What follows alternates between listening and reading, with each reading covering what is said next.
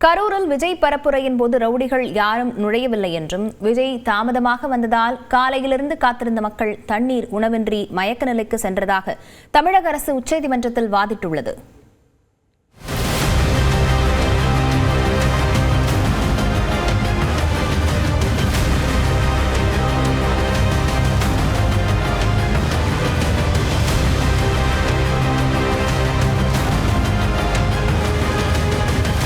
கரூர் கூட்ட நெரிசல் சம்பவம் தொடர்பாக தாக்கல் செய்யப்பட்ட 5 வழக்குகளின் விசாரணை உச்சநீதிமன்றத்தில் நீதிபதிகள் JK மகேஸ்வரி, NV அஞ்சாரியா அடங்கிய அமர்வில் விசாரணைக்கு வந்தது.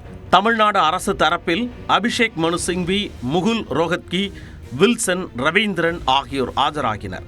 இதேபோன்று விஜயின் தாவேகா சார்பில் மூத்த வழக்கறிஞர்கள் கோபால் சங்கர் நாராயணன், ஆரியமா சுந்தரம் ஆகியோர் வாதிட்டனர். கூட்ட நெரிசல் வழக்கில் எதிர் மனுதாரராக இல்லாத விஜயை சென்னை உயர்நீதிமன்றம் நேரடியாக விமர்சித்திருப்பதாக தாவேகா தரப்பு சுட்டிக்காட்டியது. கரூரில் உயிரிழப்பு நடந்தவுடன் காவல்துறைதான் விஜயை அங்கிருந்து செல்லுமாறு கூறியதாகவும், பாதிக்கப்பட்டவர்களை சந்திக்க தாவேகா நிர்வாகிகள் சிலரை காவல்துறை அனுமதிக்கவில்லை எனவும் தாவேகா தரப்பில் வாதிடப்பட்டது. மேலும் உயர்நீதிமன்றம் அமைத்த சிறப்பு புலனாய்வு குழுவிற்கு பதிலாக உச்சநீதிமன்றத்தின் ஓய்வு பெற்ற நீதிபதி தலைமையில் விசாரணை குழு அமைக்க வேண்டும் என்றும் தாவேகா தரப்பு வலியுறுத்தியது. இதைத் தொடர்ந்து உயர்நீதிமன்றம் தாமாக முன்வந்து வழக்கு பதிவு செய்து சிறப்பு புலனாய்வு குழுவை அமைத்தது எப்படி என்று நீதிபதிகள் கேள்வி எழுப்பினர். மேலும் அரசியல் கூட்டங்களுக்கு வழிகாட்டு நெறிமுறைகளை வகுக்க வேண்டும் என்று ஏதேனும் வழக்குகள் நிலுவையில் உள்ளதா என்றும் வினவியது. அதற்கு பரப்புரை தொடர்பாக தமிழக வெற்றிக் கழகம் தாக்கல் செய்துள்ள மனு தற்போது நிலுவையில் இருப்பதாக தமிழக அரசு தரப்பு தெரிவித்தது. அப்படி வழக்கு நிலுவையில் இருக்கும் பொழுது மற்ற மனுக்களில் உயர்நீதிமன்றம் எப்படி உத்தரவிட்டது என்று நீதிபதிகள் கேள்வி எழுப்பினர். அதற்கு 41 உயிரிழப்புகள் நிகழ்ந்தது என்பதால் நீதிமன்றம் இதனை கையில் எடுத்து உத்தரவை பிறப்பித்திருக்கிறது என தமிழக அரசு பதிலளித்தது. தொடர்ந்து கூட்ட நெரிசலில் உயிரிழந்த சிறுவனின் தந்தை பன்னீர்செல்வம் தரப்பு வழக்கை CBI விசாரிக்க வேண்டும் என வாதிட்டது. இதற்கு பதிலளித்த தமிழ்நாடு அரசு தரப்பு வழக்கறிஞர் அபிஷேக் சிங்வி, உயர்நீதிமன்றம் திறமையான அதிகாரி தலைமையில் சிறப்பு புலனாய்வு குழுவை அமைத்திருப்பதாகவும், இதனால் CBI விசாரணை தேவையில்லை என்றும் கூறினார். உயிரிழந்த சிறுவனின் தந்தையின் வலி தங்களுக்கு புரிவதாகவும், CBI போன்ற மத்திய விசாரணை அமைப்புகளில் சிறந்த அதிகாரியாக இருந்தவர்தான் சிறப்பு விசாரணை குழு அதிகாரியாக செயல்பட்டு வருவதாகவும் தமிழ்நாடு அரசு தெரிவித்தது. தொடர்ந்து பிற மனுதாரர்கள் தரப்பில் ஆஜரான வழக்கறிஞர்கள் ரவுடிகள் கூட்டத்தில் நுழைந்ததாலும் காவல்துறை தடியடி நடத்தியதாலும் தான் இந்த விபத்து ஏற்பட்டது என வாதிட்டனர். இரவில் உடற்கூராய்வு செய்தது சந்தேகத்தை ஏற்படுத்துவதாகவும் கேள்வி எழுப்பினர். இதற்கு சிறப்பு அனுமதியுடன் உடற்கூராய்வை இரவில் நடத்தலாம் என்றும் அதில் எந்த தவறும் இல்லை எனவும் நீதிபதிகள் தெரிவித்தனர். தொடர்ந்து வாதிட்ட தமிழ்நாடு அரசு தரப்பு வழக்கறிஞர் வில்சன், அரசு மீது அடுக்கடுக்கான புகார்களை தொடர்ச்சியாக தெரிவிப்பவர்கள் என்ன நடந்தது என்பதை புரிந்து கொள்ள மறுக்கின்றனர் என்றார். உயிரிழந்தோர் குடும்பத்தினரின் கோரிக்கைகளின் அடிப்படையிலேயே இரவில் உடற்கூராய்வு நடத்தப்பட்டதாக விளக்கினார். சம்பவத்தின் போது 600 காவலர்கள் பாதுகாப்பு பணியில் ஈடுபட்டிருந்ததாகவும், நண்பகல் 12 மணிக்கு வரவேண்டிய விஜய் இரவு 7 மணிக்கு தாமதமாக வந்ததாகவும் வில்சன் சுட்டிக்காட்டினார். காலை முதலே அங்கு கூடியிருந்த மக்கள் தண்ணீர் மற்றும் உணவின்றி சோர்வடைந்து மயக்க நிலையை அடைந்ததாகவும், தண்ணீர் பாட்டில்கள் வழங்கப்பட்ட போது அவர்கள் முண்டியடித்ததாகவும் குறிப்பிட்டார். தொடர்ந்து வழக்கில் விரிவான பதில் மனுவை தாக்கல் செய்ய அனுமதிக்க வேண்டும் என தமிழ்நாடு அரசு கோரிக்கை வைத்தது. இதையடுத்து பிரமாண பத்திரத்தை தாக்கல் செய்ய அனுமதித்த நீதிபதிகள் அனைத்து மனுக்கள் மற்றும் பிரமாண பத்திரங்களை பார்த்த பிறகு உரிய உத்தரவு பிறப்பிக்கப்படும் என்று தெரிவித்து விசாரணையை தேதி குறிப்பிடாமல் ஒத்திவைத்தனர். வடகிழக்கு பருவமழை வரும் 16ஆம் தேதி முதல் தொடங்க வாய்ப்பிருப்பதாக வானிலை மையம் அறிவித்திருக்கும் நிலையில் தமிழ்நாட்டில் பல்வேறு இடங்களில் மழை பெய்தது. நீலகிரி மாவட்டத்தில் இன்று மிக கனமழையும் 10 மாவட்டங்களில் கனமழைக்கு வாய்ப்பிருப்பதாகவும் கணிக்கப்பட்டுள்ளது.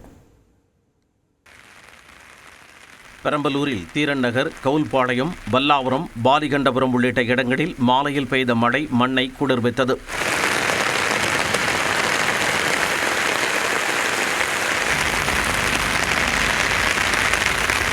நெல்லை மாநகரில் 3வது நாளாக மழை கொட்டி தீர்த்தது. நெல்லை சந்திப்பு, டவுன், பாளையங்கோட்டை, தச்சநல்லூர், வண்ணாரப்பேட்டை உள்ளிட்ட இடங்களில் அரை மணி நேரத்திற்கு மேலாக பெய்த மழையால் சாலைகளில் தண்ணீர் தேங்கியது.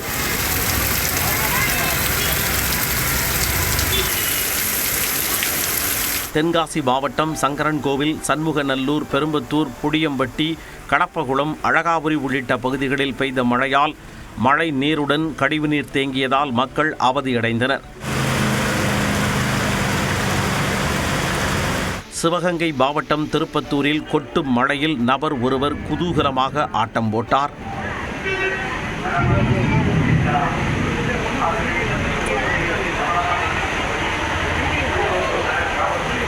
கிருஷ்ணகிரி மாவட்டத்தில் இடி மின்னலுடன் சூளகிரி, வேப்பனப்பள்ளி, மகாராஜா கடை, பர்கூர் உள்ளிட்ட பகுதிகளில் பெய்த மழையால் சாலைகளில் மழைநீர் பெருக்கெடுத்து ஓடியது. தேனி மாவட்டத்தில் அல்லிநகரம், அன்னஞ்சி, அரண்மனைப்புதூர், குன்னூர், வீரபாண்டி உள்ளிட்ட பகுதிகளில் மிதமான மழை பெய்தது.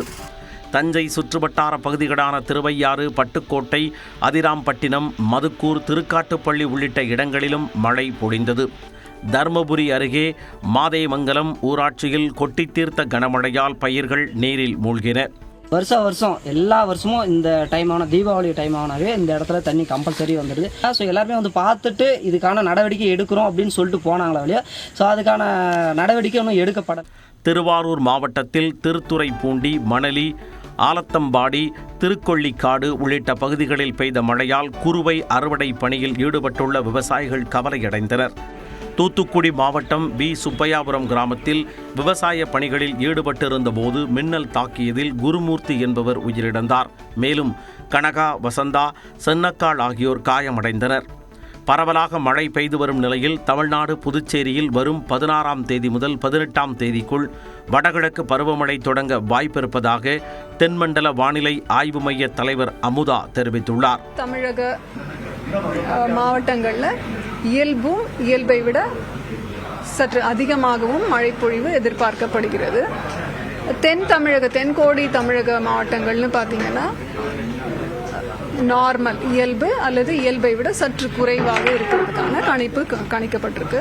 இந்நிலையில் நீலகிரி மாவட்டத்தில் இன்று மிக கனமழையும், கோவை, திருப்பூர், திண்டுக்கல், தேனி, மதுரை, சிவகங்கை, தருமபுரி, சேலம், திருவண்ணாமலை மற்றும் திருப்பத்தூர் மாவட்டங்களில் கனமழைக்கு வாய்ப்பு உள்ளதாகவும் கணிக்கப்பட்டுள்ளது.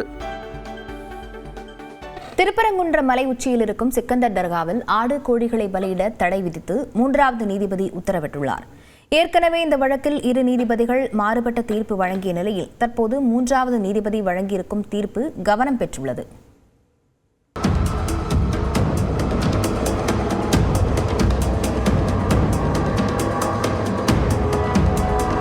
திருப்பரங்குன்றம் மலை உச்சியில் உள்ள சிக்கந்தர் தர்காவில் ஆடு, கோழிகளை பலியிட தடை விதிக்க வேண்டும் என கோரி இந்து அமைப்பின் சோலைக்கண்ணன் மற்றும் சமூக ஆர்வலர்கள் உயர்நீதிமன்ற மதுரை கிளையில் மனு தாக்கல் செய்தனர். அதே சமயம் சிக்கந்தர் மலையில் வழக்கப்படி நடைபெறும் வழிபாட்டு உரிமைகளை தடுக்கக்கூடாது, அங்கு ஆடு, கோழிகளை பலியிட அனுமதிக்க வேண்டும் என்பன உள்ளிட்ட கோரிக்கைகளுடன் தர்கா நிர்வாகம், தமுமுக, SDPI உள்ளிட்ட கட்சிகள் வழக்கு தொடுத்தனர். இந்த வழக்குகளை விசாரித்த நீதிபதிகள் நிஷா பானு, ஸ்ரீமதி அமர்வு இருவேறு மாறுபட்ட தீர்ப்புகளை வழங்கினர்.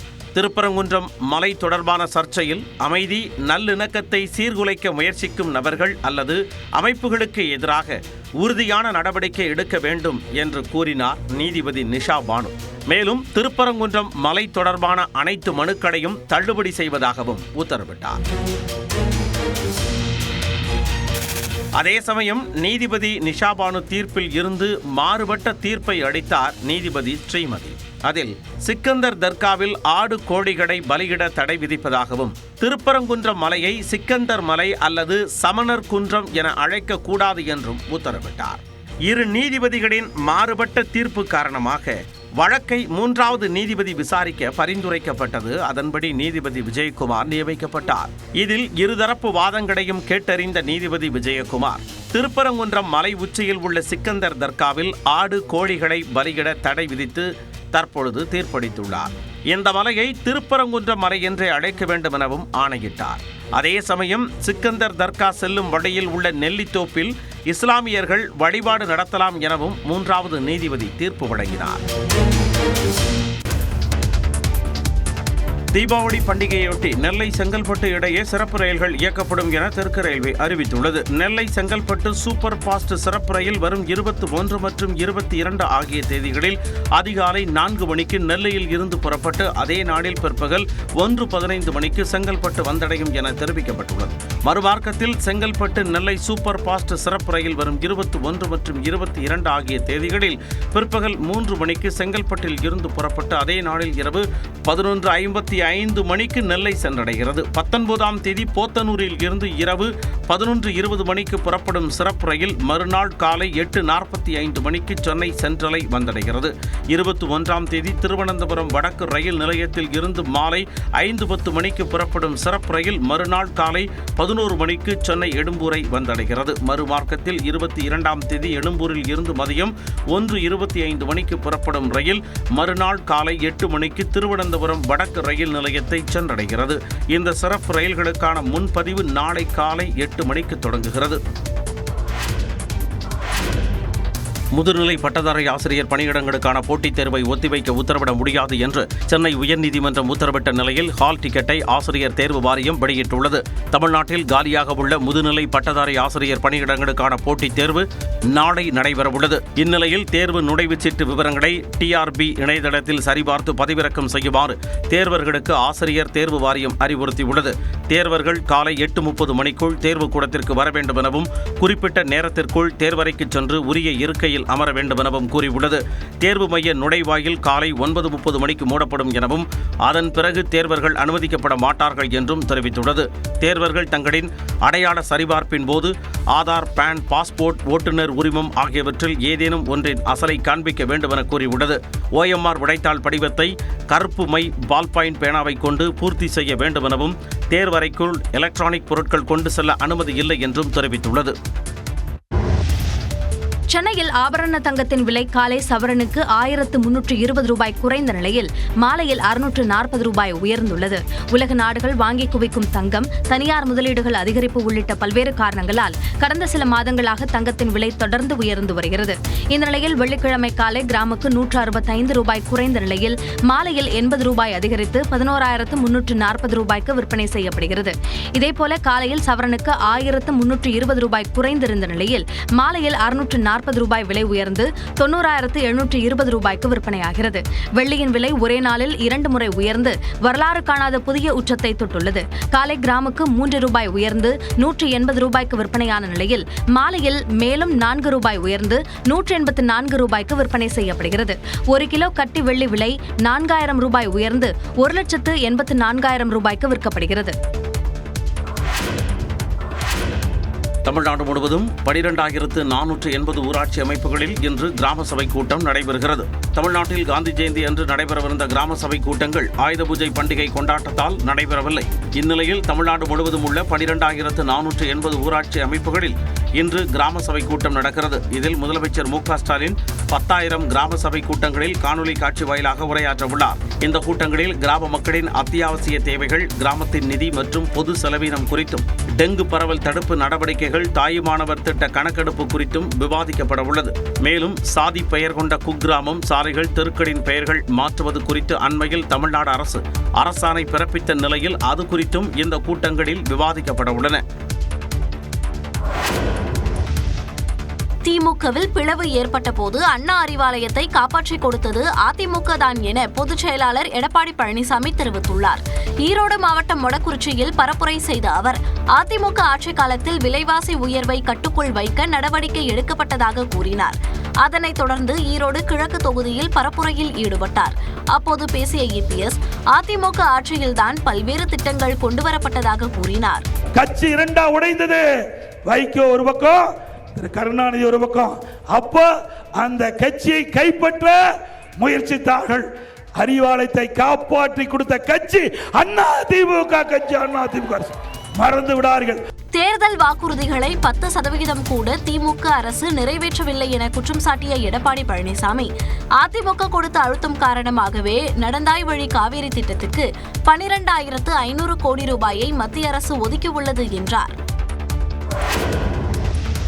தமிழ்நாடு ஆளுநர் ஆர் என் ரவி சட்டமன்ற தேர்தலுக்கான பரப்புரையை தொடங்கிவிட்டதாக துணை முதலமைச்சர் உதயநிதி ஸ்டாலின் விமர்சித்துள்ளார். சென்னை அடையாறில் உள்ள முத்தமிழ் பேரவை அரங்கில் பெரியாரியல் அறிஞர் வே. ஆணைமுத்துவின் நூற்றாண்டு விழா நடைபெற்றது. இதில் கலந்து கொண்டு பேசிய துணை முதலமைச்சர் உதயநிதி ஸ்டாலின், ஆளுநர் ஆர் என் ரவி பாஜகவிற்கு ஆதரவாக பரப்புரை செய்வதாக நினைத்துக் கொண்டு திமுகவிற்கு சாதகமாக பிரச்சாரம் செய்து வருவதாக குறிப்பிட்டார். கிண்டியில் இருக்கக்கூடியவர் தமிழ்நாட்டுடைய ஆளுநர் ரவின்னு ஒருத்தர் இருக்கின்றார்.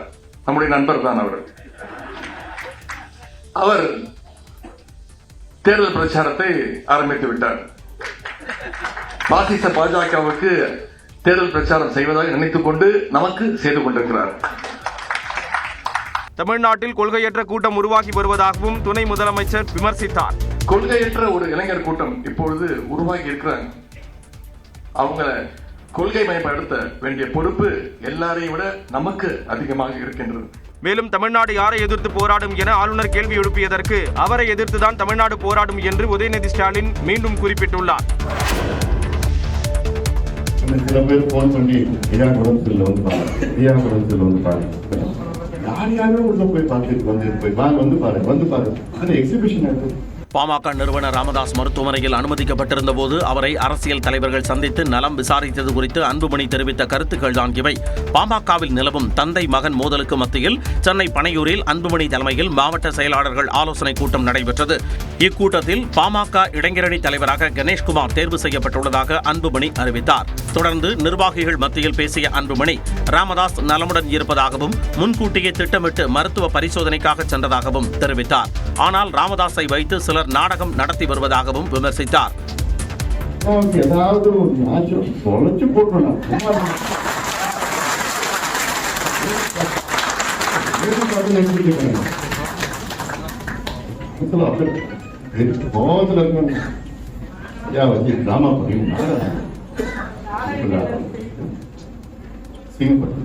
ராமதாஸை ஓய்வெடுக்க விடாமல் யார் யாரையோ அழைத்து வந்து தொந்தரவு செய்ததாகவும் அன்புமணி குற்றம் சாட்டினார்.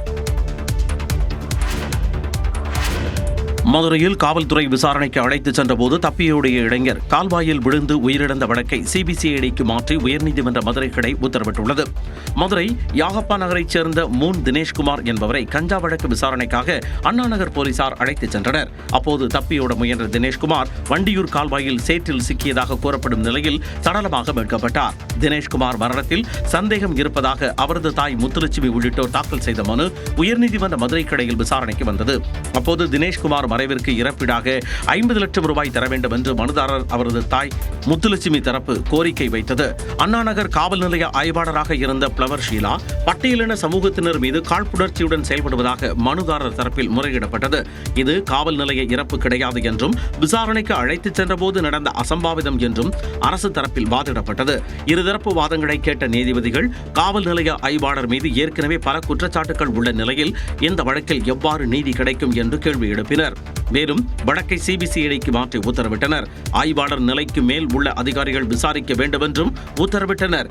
சந்தேக மரணத்துக்கான விதிமுறைகளை பின்பற்றி உடற்குறாய்வு மேற்கொள்ள வேண்டும் என்றும் சிசிடிவி பதிவுகளை பாதுகாத்து வைக்க வேண்டும் என்றும் நீதிபதிகள் உத்தரவிட்டனர்.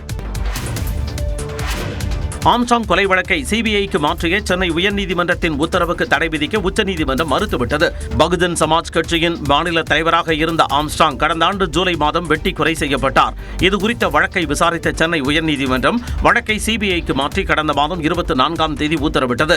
இந்த உத்தரவை எதிர்த்து உச்சநீதிமன்றத்தில் தமிழ்நாடு அரசு மேல்முறையீட்டு மனு தாக்கல் செய்தது. இந்த வழக்கு நீதிபதி ஜே.கே. மகேஸ்வரி தலைமையிலான அமர்வில் விசாரணைக்கு வந்தது. அப்போது குற்றப்பத்திரிகை ரத்தாகிவிட்டால் சம்பந்தப்பட்ட குற்றவாளிகள் சிறையில் இருந்து வெளியே வந்து விடுவார்கள் என்று தமிழ்நாடு அரசு தரப்பில் வாதிடப்பட்டது. மேலும் தமிழக காவல்துறை மீது உயர்நீதிமன்றம் வைத்த விமர்சனங்களையும் ரத்து செய்ய தமிழ்நாடு அரசு சார்பில் கோரப்பட்டது. அப்பொழுது இந்த வழக்கில் எதிர் மனுதாரராக இமானுவேல் தரப்பில் ஆஜரான வழக்கறிஞர் யோகேஷ் கண்ணா கொலை நடந்து ஓராண்டாகியும் வழக்கில் முன்னேற்றம் இல்லை என்று வாதிட்டார். இதையடுத்து மேல்முறையீட்டு மனுவுக்கு இமானுவேல் தரப்பு பதிலளிக்க உத்தரவிட்ட நீதிமன்றம் சிபிஐக்கு மாற்றிய உத்தரவை ரத்து செய்ய மறுத்துவிட்டது. அந்த சார்ஜ் ஷீட் ஃபைல் செய்ததுக்கு மட்டும் ஒரு இடைக்கால தடை உத்தரவை அளித்திருக்கின்றார்கள். சிபிஐ விசாரணை தொடரும் என்று தமிழ்நாடு சென்னை உயர்நீதிமன்றத்துடைய உத்தரவு தொடர்கின்றது. மேலும் தமிழ்நாடு காவல்துறைக்கு எதிராக சென்னை உயர்நீதிமன்றம் கூறிய கருத்துக்கள் அனைத்தையும் இடைக்காலமாக நிறுத்தி வைப்பதாகவும் உச்சநீதிமன்றம் உத்தரவிட்டுள்ளது. தஞ்சை மாவட்டம் பட்டுக்கோட்டை அருகே மனைவி பிரிந்து சென்ற விரக்தியில் தனது 3 பிள்ளைகளை கொடூரமாக வெட்டி கொன்றுவிட்டு தந்தை காவல் நிலையத்தில் சரணடைந்துள்ளார். மதுக்கூர் பகுதியைச் சேர்ந்தவர் வினோத்குமார். இவருக்கும் ஆவிக்கோட்டை பகுதியைச் சேர்ந்த நித்யா என்பவருக்கும் திருமணமாகி 10 ஆண்டுகள் ஆகிறது. இந்நிலையில் கடந்த 6 மாதங்களுக்கு முன்பு நித்யாவுக்கு வேறு ஒருவருடன் பழக்கம் ஏற்பட்டு அவருடன் சென்றதாக கூறப்படுகிறது.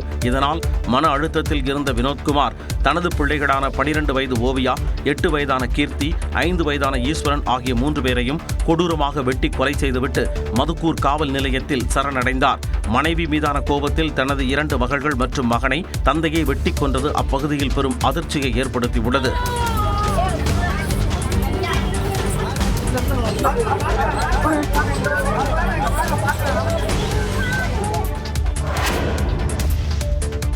இந்தியாவில் இஸ்லாமியர்களின் மக்கள் தொகை அதிகரிக்க பாகிஸ்தான் மற்றும் வங்கதேசத்திலிருந்து ஊடுருவல் நடைபெற்றதே காரணம் என மத்திய உள்துறை அமைச்சர் அமித்ஷா பேசியது சர்ச்சையை ஏற்படுத்தியுள்ளது.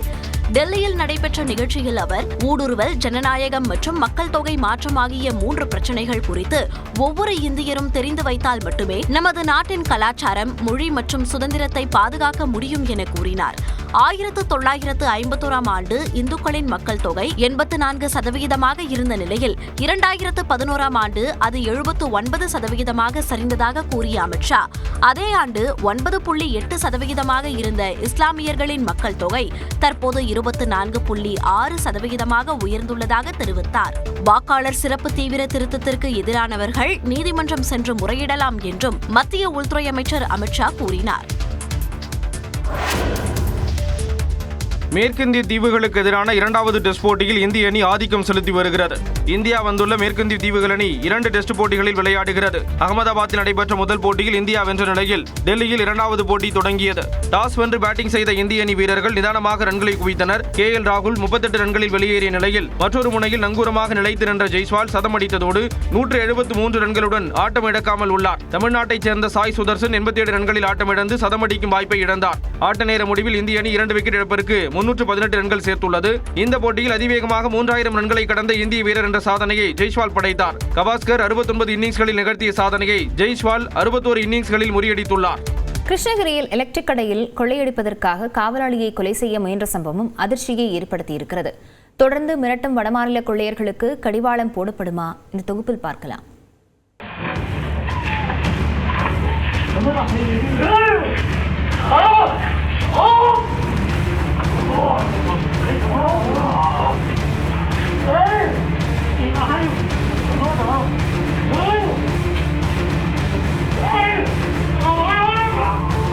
சாலை ஓரம் உள்ள எலக்ட்ரிக்கல் கடையில் கைவரிசை காட்டுவதற்கு தடையாக இருந்த காவலாளியை தீர்த்து கட்ட முயன்ற CCTV காட்சி வெளியாகி வதைக்க வைத்துள்ளது. சத்தம் கேட்டு அருகில் இருந்தவர்கள் வந்ததும் கொள்ளை கும்பல் தலைதெறிக்க ஓடி உள்ளது. தப்பி ஓடிய கொள்ளையர்கள் சிக்குவார்களா?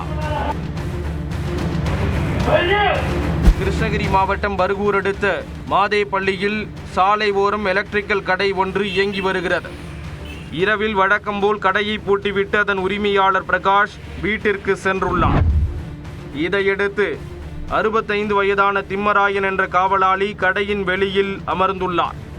திடீரென நள்ளிரவில் கார் ஒன்றில் 6 பேர் கொண்ட கும்பல் இறங்கியுள்ளது.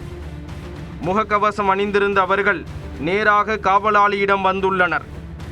அப்போது அவர் போர்வையை போர்த்தியவாறு அசந்து தூங்கிக் கொண்டிருந்தார்.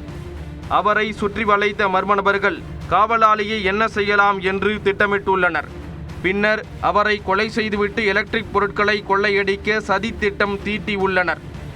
உடனே தாமதிக்காமல் காவலாளியின் கை கால்களை கட்டி போட்டு கழுத்தை நெரித்துள்ளனர். என்ன நடக்கிறது என்று தெரியாமல் காவலாளி அதிர்ச்சியில் சத்தம் போட்டுள்ளார். அவரின் சத்தம் கேட்டு அருகில் இருந்தவர்கள் ஓடி வந்துள்ளனர். ஆபத்தை உணர்ந்த கொள்ளையர்கள் காவலாளியை அப்படியே விட்டுவிட்டு தாங்கள் வந்த காரில் ஏறி தப்பி ஓடி உள்ளனர். இது குறித்து கந்திக்குப்பம் காவல் நிலையத்தில் புகார் அளிக்கப்பட்டுள்ளது.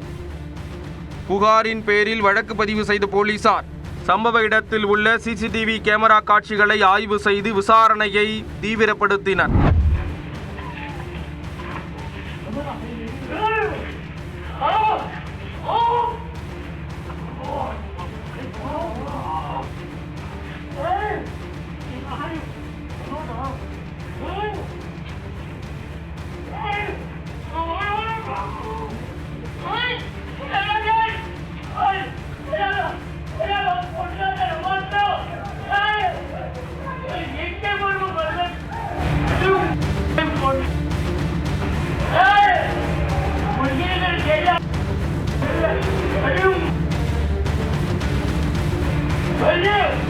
முதற்கட்ட விசாரணையில் காரில் வந்தவர்கள் வடமாநில கொள்ளையர்கள் என தெரிய வந்தது. காவலாளியை கொலை செய்துவிட்டு கடையில் உள்ள எலக்ட்ரிக் பொருட்களை கொள்ளையடிக்க முயன்றதும் அம்பலமாகியுள்ளது.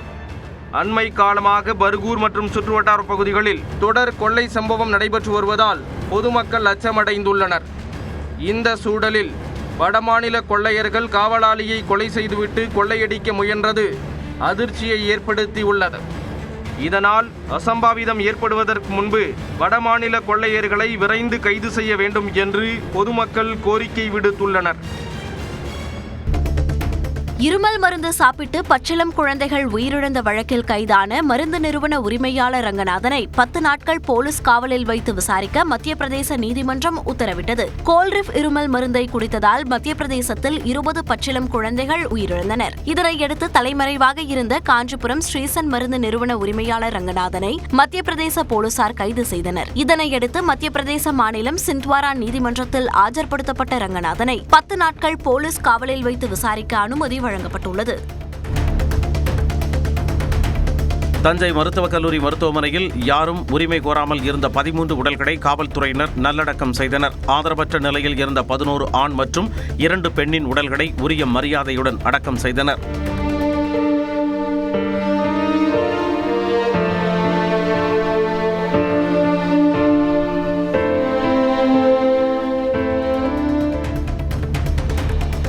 கோவையில் புதிதாக திறக்கப்பட்ட ஜிடி நாயுடு மேம்பாலத்தில் அனுமதியின்றி ஒன்று கூடி பொதுமக்களுக்கு இடையூறு ஏற்படுத்தியதாக முன்னாள் அமைச்சர் எஸ்பி வேலுமணி உள்ளிட்டோர் மீது வழக்கு பதிவு செய்யப்பட்டுள்ளது. அவிநாசி சாலையில் கட்டப்பட்ட ஜிடி நாயுடு பாலத்தை முதலமைச்சர் வியாழனன்று திறந்து வைத்தார். இந்த மேம்பால பணிகள் அதிமுக ஆட்சியில் தொடங்கப்பட்டது என்பதால் முன்னாள் அமைச்சர் எஸ்பி வேலுமணி தலைமையில் சட்டமன்ற உறுப்பினர்கள் அம்மன் அர்ஜுனன், KR ஜெயராமன் உள்ளிட்டோர் இனிப்புகளை வழங்கி கொண்டாட்டத்தில் ஈடுபட்டனர். உரிய அனுமதியின்றி பொதுமக்களுக்கு இடையூறு ஏற்படுத்தியதாக 400க்கும் மேற்பட்டோர் மீது வழக்கு பதிவு செய்யப்பட்டுள்ளது. ஆந்திராவில் விலை வீழ்ச்சி காரணமாக அறுவடை செய்த வெங்காயத்தை விவசாயிகள் வேதனையோடு ஆற்றில் கொட்டியது சோகத்தை ஏற்படுத்தியது. தொடர்மழை காரணமாக கர்னூல் சுற்றுவட்டார பகுதியில் வெங்காய விளைச்சல் கடுமையாக பாதிக்கப்பட்டது. போதிய விலை இல்லாததால் விவசாயிகள் நஷ்டத்திற்குள்ளாகினர். பாதிக்கப்பட்டிருக்கும் விவசாயிகளுக்கு ஹெக்டேர் ஒன்றுக்கு 50,000 ரூபாய் உதவித்தொகை வழங்கப்படும் என ஆந்திர பிரதேச அரசு அறிவித்துள்ளது.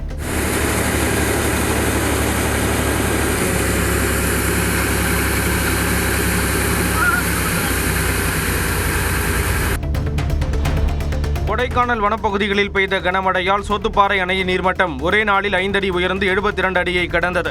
மேற்கு தொடர்ச்சி மலையை ஒட்டியுள்ள தேனி மாவட்டத்தில் கடந்த சில தினங்களாக மழை பெய்ததால் சோத்துப்பாறை அணைக்கு நீர்வரத்து அதிகரித்தது. சோத்துப்பாறை அணையின் நீர்மட்டம் மேலும் உயர்ந்து பாசனத்திற்காக விரைவில் தண்ணீர் திறக்கப்படலாம் என விவசாயிகள் எதிர்பார்ப்பில் உள்ளனர்.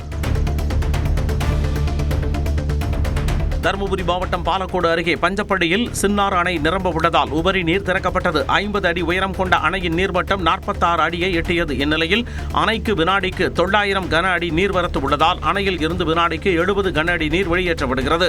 நீர் வெளியேற்றம் அதிகரிக்கப்படலாம் என்பதால் அப்பகுதி மக்களுக்கு வெள்ள அபாய எச்சரிக்கை விடுக்கப்பட்டுள்ளது. நாகை அருகே காரைக்குடியில் ஆக்கிரமிப்பு இடத்தில் கட்டிய வீட்டை இடிக்க பெண் எதிர்ப்பு தெரிவித்து ஆர்ப்பாட்டத்தில் ஈடுபட்டதால் பரபரப்பு நிலவியது. திருக்குவளை கோவிலுக்கு சொந்தமான இடத்தில் உள்ள ஆக்கிரமிப்புகளை நீதிமன்ற உத்தரவுப்படி அதிகாரிகள் இடிக்க முயன்றனர். அப்போது பெண் ஒருவர் JCBயை பிடித்துக் கொண்டு போராடினார்.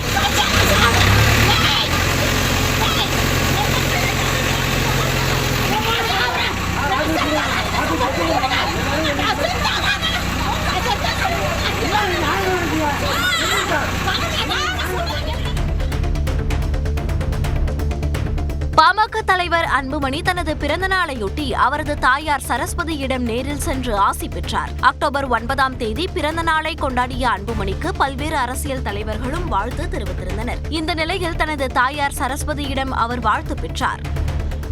நல்ல சந்தோஷமா நல்லா இருக்கணும். கடவுளே நாராயணன்.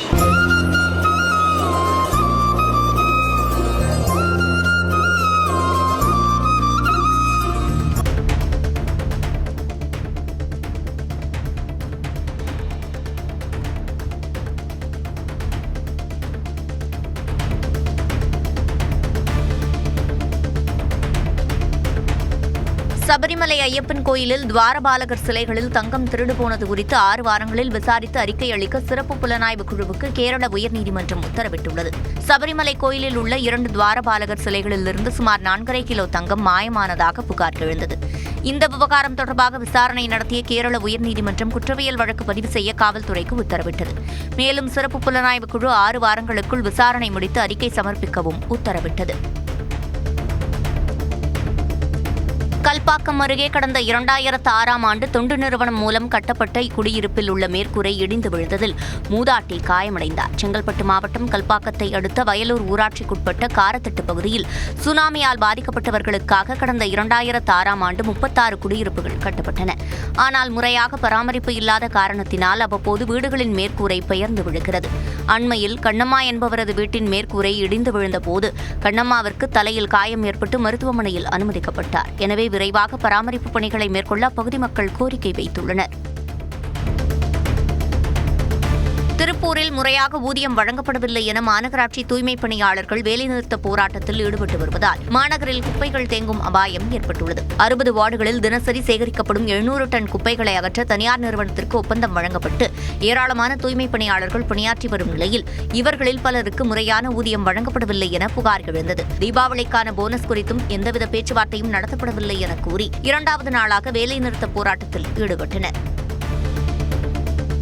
உதகை அரசு மருத்துவமனை வளாகத்தில் கழிவுநீர் தொட்டியில் விழுந்த எருமையை தீயணைப்புத் துறையினர் நீண்ட நேரம் போராடி உயிருடன் மீட்டனர். உதகை அரசு மருத்துவக் கல்லூரி மருத்துவமனை வளாகத்தில் மேய்ச்சலில் ஈடுபட்டிருந்த எருமை திடீரென கழிவுநீர் தொட்டியில் தவறி விழுந்தது. சத்தத்தை கேட்ட மருத்துவமனை ஊழியர்களை உடனடியாக தீயணைப்புத் துறையினருக்கு தகவல் தெரிவித்த நிலையில் பாதுகாப்பாக மீட்கப்பட்டது. திருவண்ணாமலை மாவட்டம் ஆரணியில் தொடர் கனமழை காரணமாக கமண்டல நாகநதி ஆற்றில் வெள்ளப்பெருக்கு பாய்ந்தோடுகிறது. இதனை பொதுமக்கள் ஆர்வத்துடன் கண்டுகளித்து செல்கின்றனர்.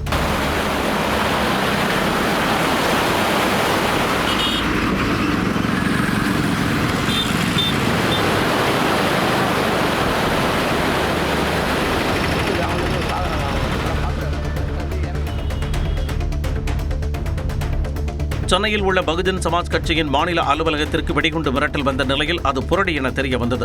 பல்லாவரம் கண்டோன்மெண்ட் பகுதியில் செயல்பட்டு வரும் அலுவலகத்தில் குண்டு வைக்கப்பட்டுள்ளதாக தாம்பரம் காவல் ஆணையர் அலுவலகத்திற்கு தொலைபேசி மூலம் அழைப்பு விடுத்த நபர் மிரட்டல் விடுத்தார். வெடிகுண்டு நிபுணர்கள் சோதனை நடத்திய நிலையில் அது புரடி என தெரிய வந்தது.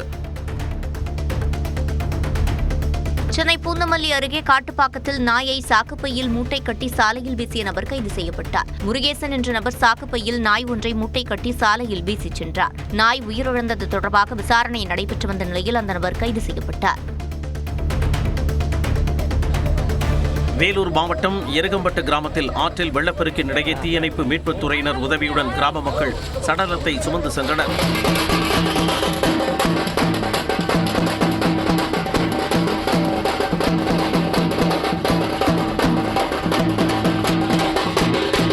பல ஆண்டுகளாக தொடரும் இந்த நிலையை போக்க மாவட்ட நிர்வாகம் மாற்று வழி அமைத்து தர மீண்டும் கோரிக்கை விடுத்துள்ளனர்.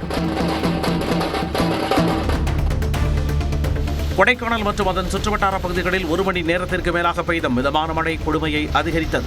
மலைப்பகுதியில் காலை முதல் மிதமான வெப்பம் நிலவிய நிலையில் பிற்பகலில் அடர்ந்த பனிமூட்டம் நிலவியது. தொடர்ந்து அப்சர்வேட்டரி, ஏரிச்சாலை, குறிஞ்சி நகர், பாம்பார்புரம், வட்டக்கானல், ஆனந்தகிரி, கல்லறைமேடு உள்ளிட்ட பகுதிகளில் மழை கொட்டியது.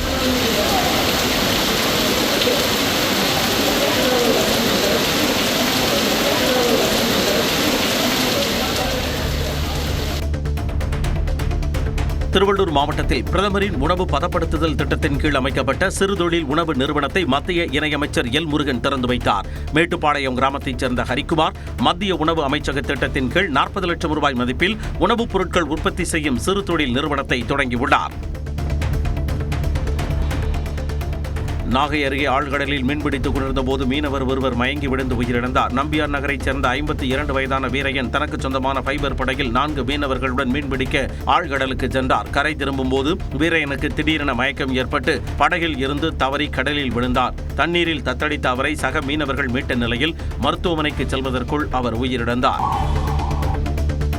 சிவகார்த்திகேயன் வெங்கட் பிரபு கூட்டணியில் உருவாகும் புதிய படத்திற்கான படப்பிடிப்பு வரும் டிசம்பர் மாதம் தொடங்குகிறது. இது தொடர்பாக வீடியோ வெளியிட்டுள்ள வெங்கட் பிரபு புதிய படத்திற்கான முன் தயாரிப்பு பணிகள் நடைபெற்று வருவதாகவும் வித்தியாசமான கதைக்களத்துடன் டிசம்பர் அல்லது ஜனவரி மாதத்தில் படப்பிடிப்பு தொடங்கும் என்றும் தெரிவித்துள்ளார். எல்லாருக்கும் தெரியும் சிவகார்த்திகேயன் அவங்களோட தான் இப்போ அடுத்தது எல்லா ஒர்க்கும் கிட்டத்தட்ட போயிட்டு இருக்கு. ப்ரீ ப்ரொடக்ஷன் ஒர்க் எல்லாம் பயங்கர பரபரப்பாக போயிட்டு இருக்கு. ஸோ மோஸ்ட்லி ஒரு டிசம்பர் ஜனவரியில ஷூட்டிங் டிசம்பர் மேல ஜனவரியில தான் ஆரம்பிப்போம்னு நினைக்கிறேன் ஷூட்டிங்.